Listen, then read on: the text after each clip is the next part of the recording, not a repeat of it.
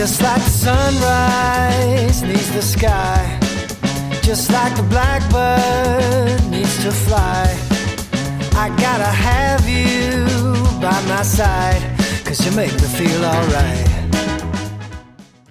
Hello one and all, and welcome along to 5 Half-Time 10 The Winner. This is your football podcast relating to anything at all to do that's even remotely connected to the world of football. I'm Jamie McLean, and I'm joined as always by Dave Fennick. Hello there, Dave, how are you? Alright, Jamie, how are you doing, mate? Yes, not too bad, mate, not too bad. How's things going in your life? Canny, not bad. That's good, that's good. It's exciting times at the minute, isn't it? We've got a Wembley weekend to look forward to coming up soon. Yeah, it's going to be good. Going to be good. I might even bring the kit. Oh, you do that, mate? You never know. Could do a special from Wembley Stadium. Interesting. So yeah, all good, Dave. So we've had a little bit of feedback from people on the last episode. All right. The majority of it just referencing basically how much we talked about Jeff.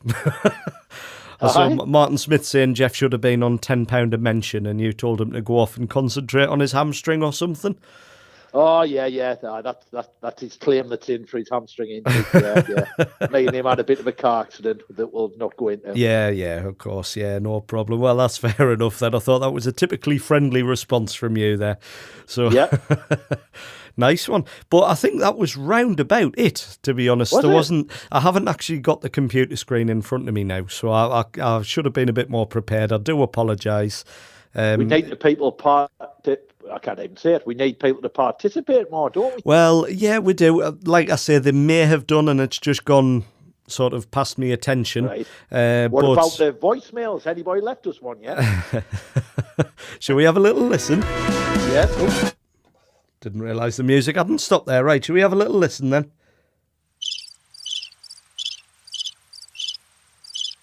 Yeah, that would be a no. Still no voicemails, Dave. No. Right. No, nothing at all. I know. Well, I got excited. People must get stage struck, maybe. Oh, maybe, you never know. Yeah, the sort of the bright lights of fame, like just sort of, absolutely. No, I got a bit excited though, because I turned that phone on this morning and it said we had a voicemail. I thought, oh, brilliant. Right. And then I checked it. No, it was an old message. The phone's been off for that long. It's just... Is that the landlady's private number? Oh, I don't know, actually. I don't know. Possibly.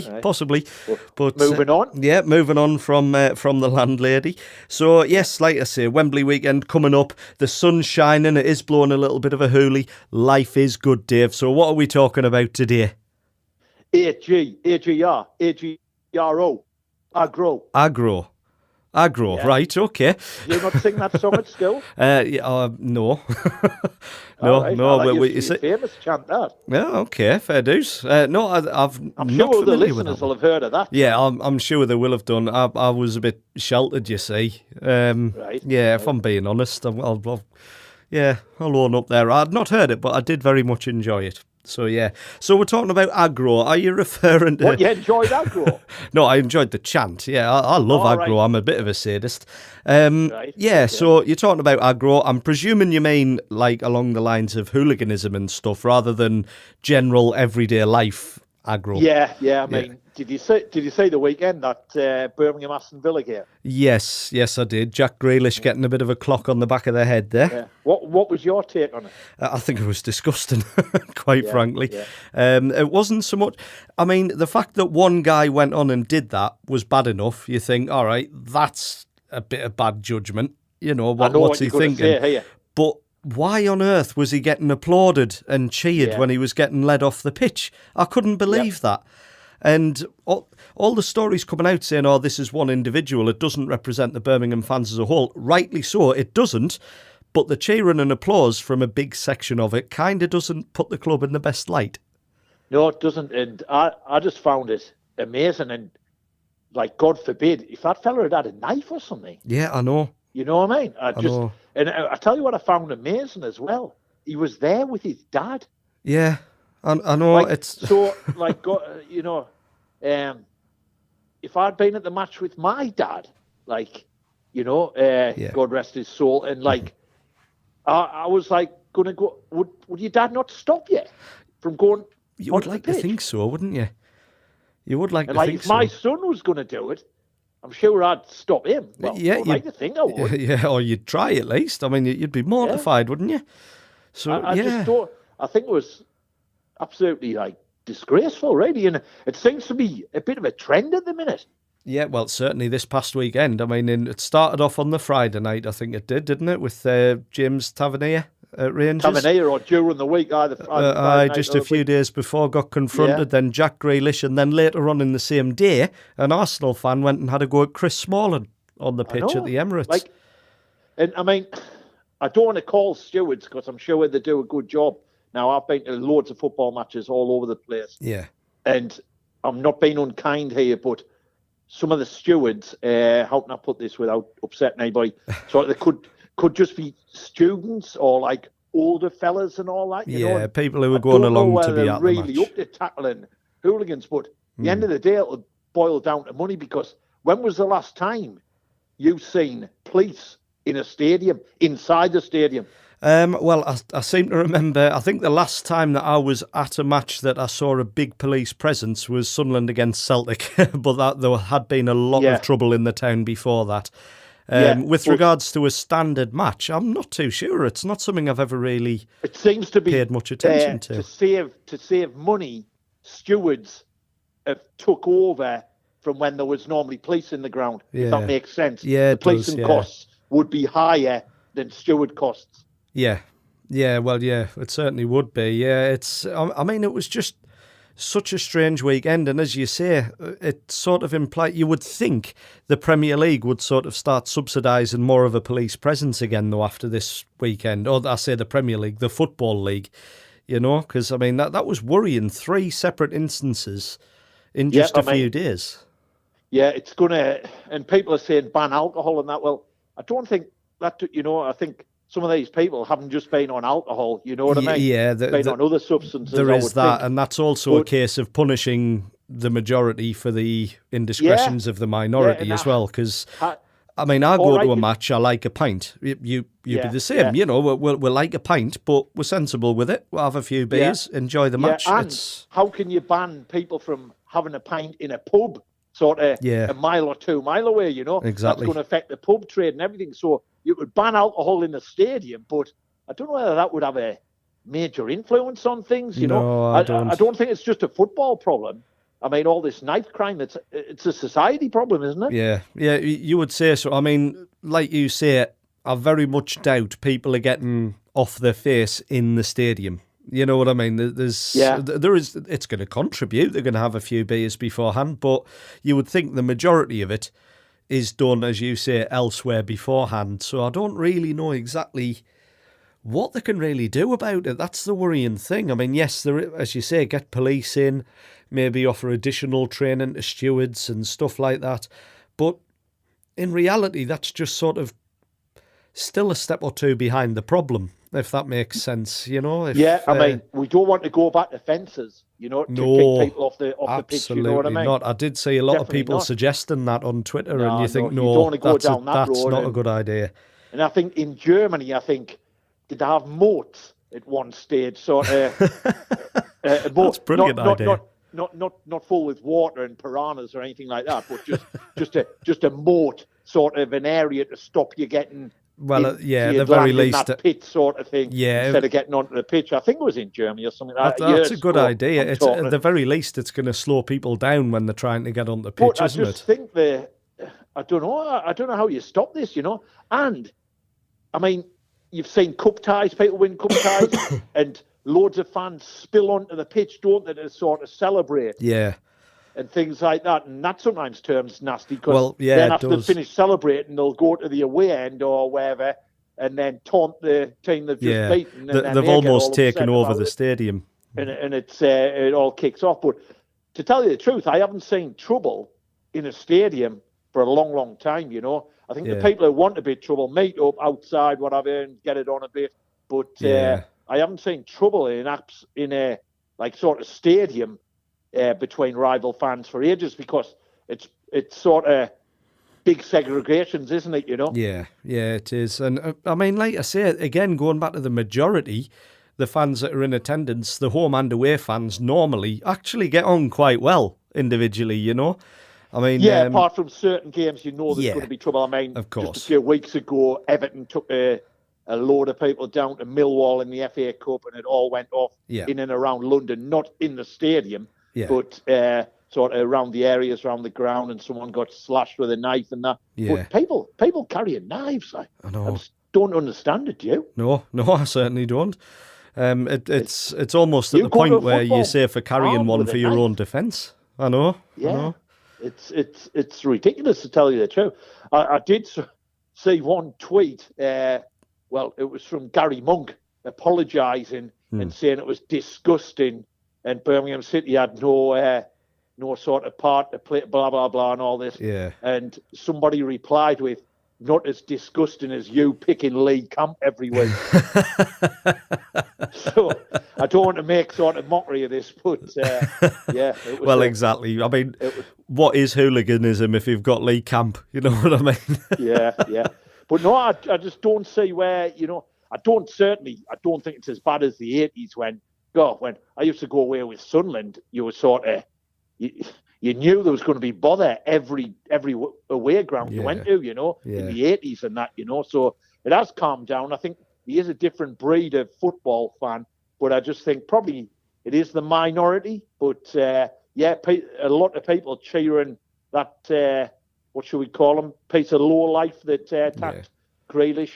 And, that's it. A lot of people were cheering and clapping him, But, it's as ridiculous. I say, if he'd been armed with something, would have been massive.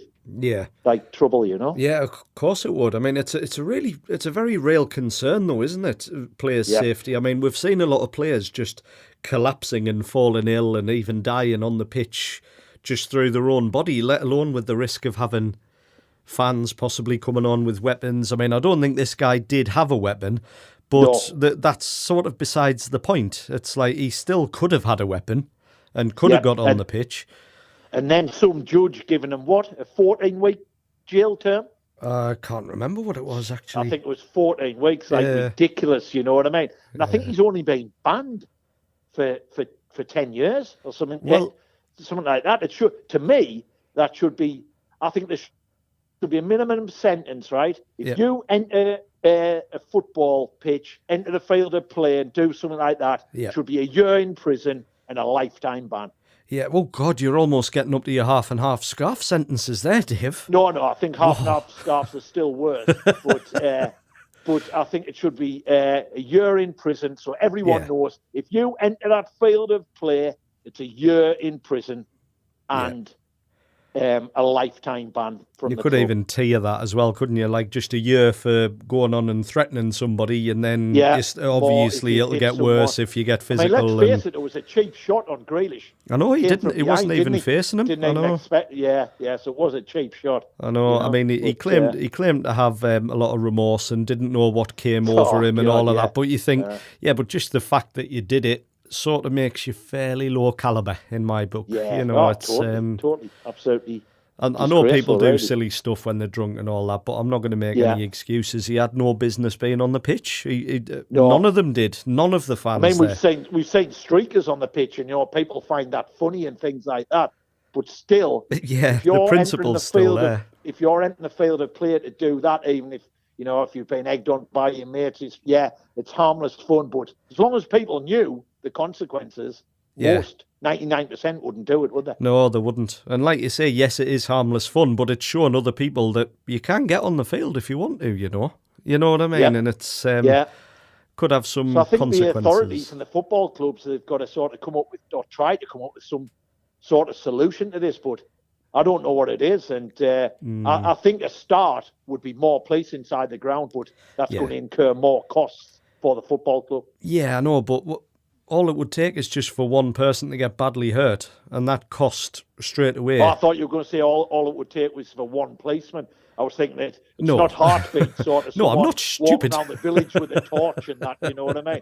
Looking for a cat that's gone missing or something like that. No, not like that. All I mean is all it would take is for one serious injury, and suddenly that money would have been the best spent money in the world, spending it on an increased police presence. So I agree. I think that needs to be, at the very least, the first step.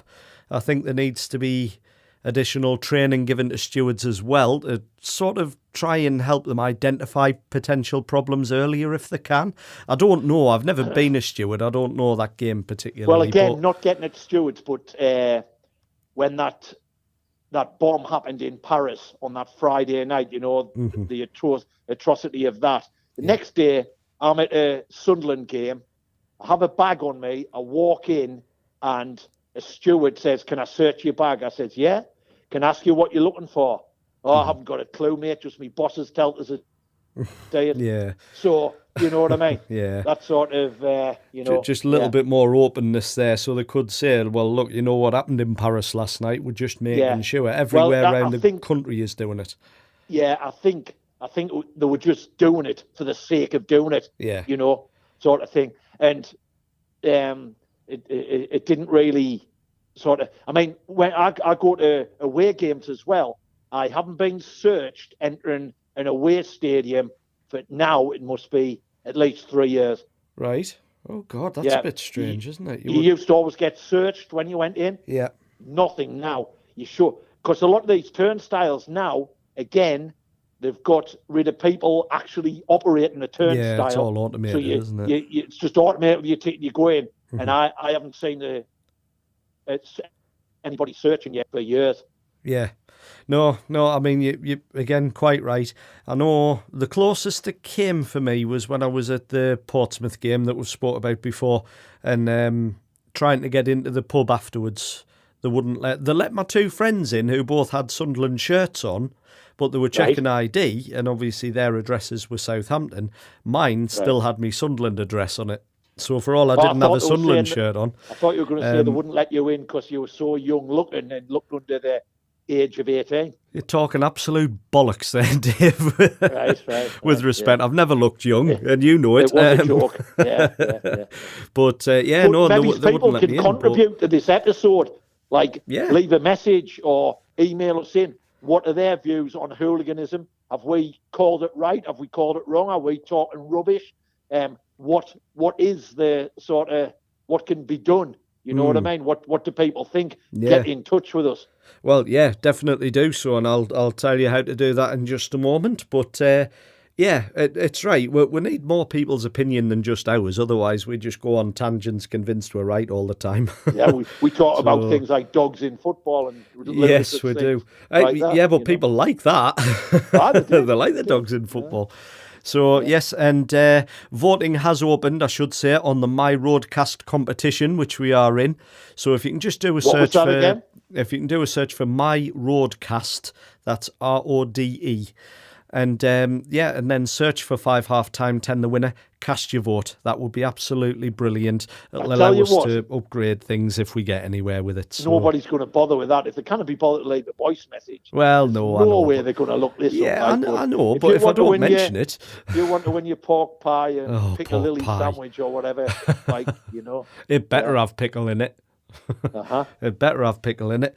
But yes... Has Jeff not been in touch this...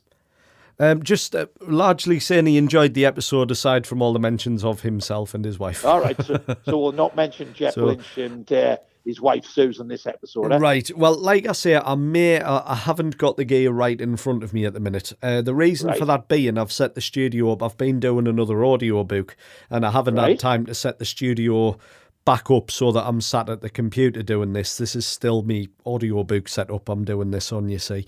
So I may be doing an injustice. Prepare to yes, I know, I get that. But what we'll do on the next episode, if I have missed anything, I will catch it all up again on the next episode. Okay. So as long as we don't mention Jeff or Susan. Yeah. Exactly, yeah. Keep going. I can edit them. Yeah, I can edit it. Yeah, but so yes, I hope Jeff and Susan's enjoyed this show. So hit us up on Twitter. We're at WinnerPod. You can email us, show@10thewinner.com. That's the number 10, not the word. And go to the website, 10thewinner.com. We're on Facebook at facebook.com/10thewinner. And you can leave us a voicemail as well. It's 07778 189 688 is the phone number. So plug that into your phone, ring us up, especially if you've been out and had a few beers on a Saturday night. Have a listen to the episode, give us a ring, leave us your feedback, your thoughts, any thoughts you've had on the world of football. It can even be that weekend's football results if you want. You know, we're happy. We're just happy to talk about football.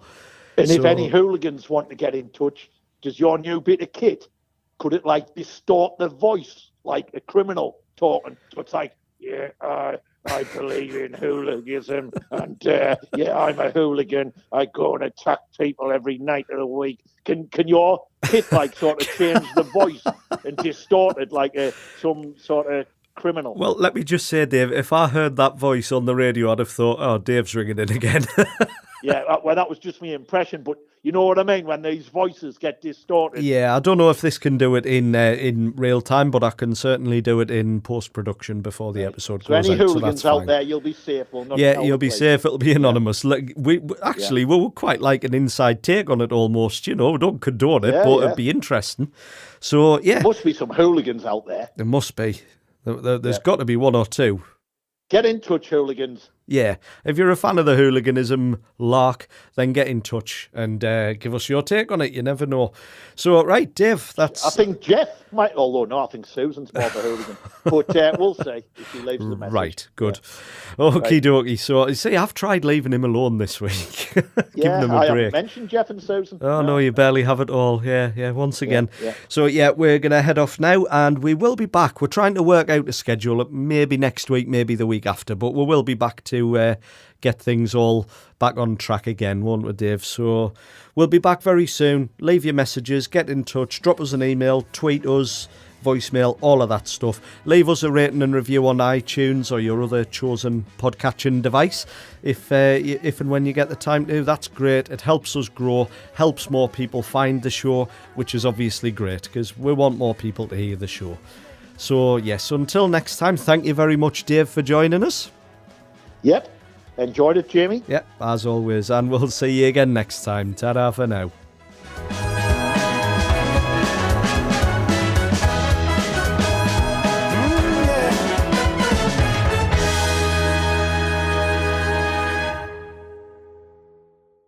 And you can leave us a voicemail as well. Of course, let me just get the number. I'm still not familiar with the number. I know, it's terrible, isn't it? Shambles. I know.